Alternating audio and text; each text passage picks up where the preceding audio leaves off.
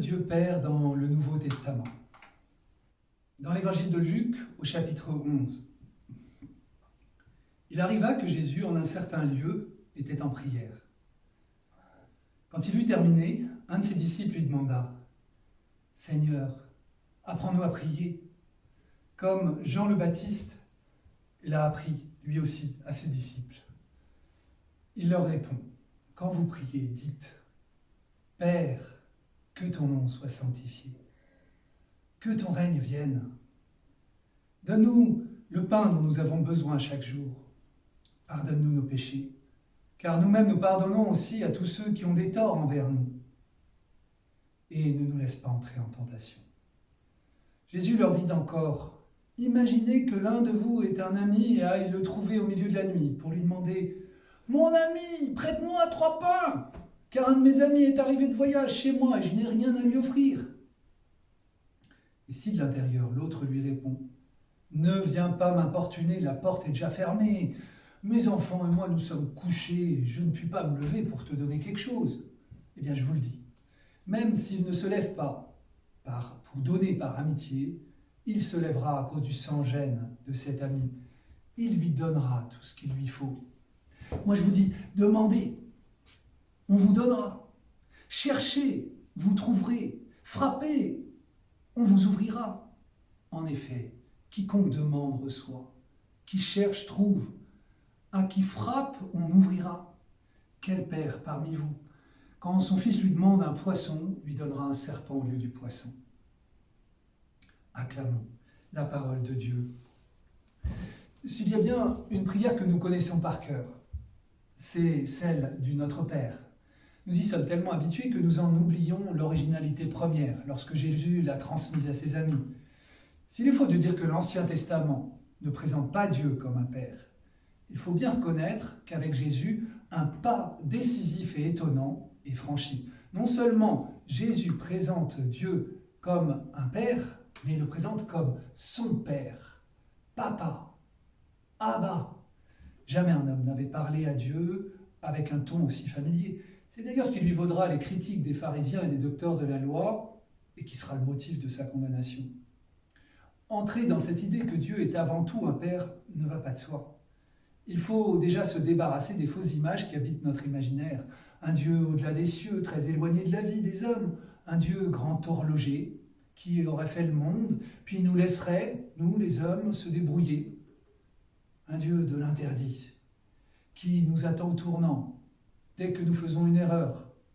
Un père fouettard, un Dieu rival de l'homme, qui l'empêche d'être heureux.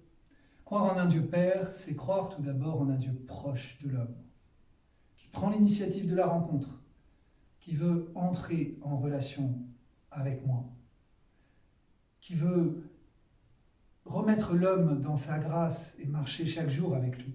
Croire en un Dieu Père, c'est aussi croire en un Dieu unique qui seul peut nous apporter la vraie vie et ainsi nous aider à nous détourner de nos idoles, qui nous font croire à un bonheur illusoire et finalement inaccessible. Croire en un Dieu Père, c'est enfin croire en un Dieu amour. Dès les pages de l'Ancien Testament, Dieu se présente comme un Père aux entrailles de mère qui veut retrouver son enfant. Découvrir la paternité de Dieu, c'est découvrir que le royaume des cieux est tout proche, comme le proclame Jésus dans sa prédication et comme le feront les apôtres à leur tour. Ceci est l'objet d'une expérience qui peut se faire notamment à l'occasion des crises d'éloignement pour l'homme. C'est tout l'objet de la parabole du Fils prodigue dans l'évangile de Luc au chapitre 15, qui nous présente la crise comme une chance pour la foi. Dieu est décrit comme un père qui a 2 fils. Le plus jeune demande à son père sa part d'héritage pour vivre sa vie au loin. Il part et vit une vie de débauche en dilapidant son héritage. Dans la misère, il décide de revenir vers son père pour survivre. Son père l'accueille avec joie, l'embrasse et fait la fête.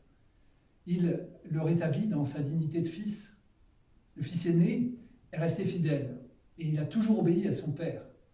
Voyant que son père accueille son débauché de frère, lui pardonne tout et fait la fête, il se met en colère. Il a toujours vécu avec son père, mais il ne le connaît pas vraiment. Il vit comme un étranger auprès de son père. Sa relation à son père est restée une relation d'obéissance morale, un légalisme, mais pas une relation d'amour et de tendresse. Jésus invite ses auditeurs à découvrir le vrai visage de Dieu, celui d'un Père plein de tendresse, de miséricorde, tout proche de chacun, à qui l'on peut tout confier dans une relation filiale. Finalement, cette parabole des deux fils révèle en nous ce fils à convertir, que ce soit à l'occasion d'une crise ou que ce soit un changement à vivre dans notre relation trop légaliste. Petite parabole peut encore illustrer ce propos. Fermez les yeux. Ce soir, c'est la fête au village. Et le clou du spectacle est proposé par un funambule qui est perché tout en haut d'une échelle avec une brouette à la main. Il crie à la foule: « Qui veut venir vers moi? Qui veut venir dans ma brouette? Sur le fil !» Toutes les têtes se baissent, sauf une, celle d'un enfant qui dit: « Moi, je veux bien !» Voilà donc l'enfant qui monte l'échelle, qui s'installe dans la brouette, et le funambule démarre sa marche sur le fil dans un silence de cathédrale.